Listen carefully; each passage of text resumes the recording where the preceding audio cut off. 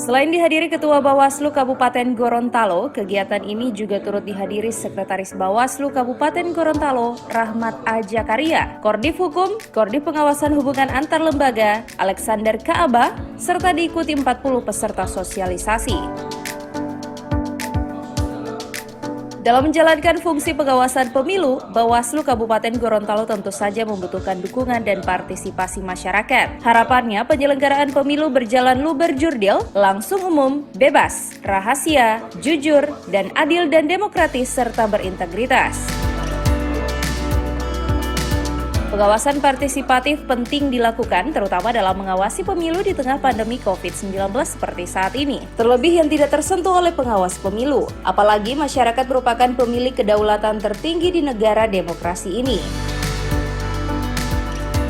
Untuk mewujudkannya tentu dengan cara melakukan pengawasan bersama antara Bawaslu di semua tingkatan, dari mulai Bawaslu RI, Bawaslu Provinsi, Bawaslu Kabupaten Kota, Panwaslu Kecamatan, Pengawas Kelurahan Desa, PKD, tingkat desa kelurahan, serta pengawas TPS.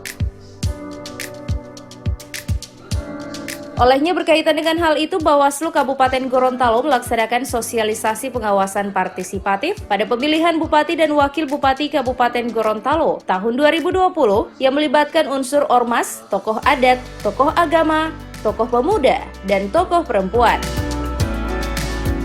Kegiatan sosialisasi partisipasi ini bertujuan mendorong aktif kegiatan demokrasi untuk semua proses kepemiluan. Kepentingan fokus partisipasi menjadi indikator peningkatan kualitas demokrasi dan kehidupan politik bangsa.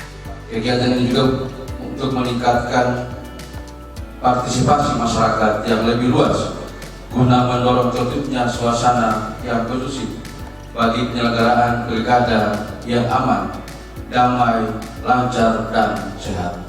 Sementara itu, Ketua Bawaslu Wahyudin Akili SE dalam sambutannya menyebutkan Bawaslu membutuhkan kolaborasi yang kuat dengan masyarakat, baik kelompok pemilih atau pemantau pemilu. Kenapa ini dilaksanakan Bapak Ibu sekalian? Karena Bawaslu RI menyadari betul bahwa secara substansial pemilihan umum, pemilihan kepala daerah terlaksana atas partisipasi masyarakat dan peran pemerintah.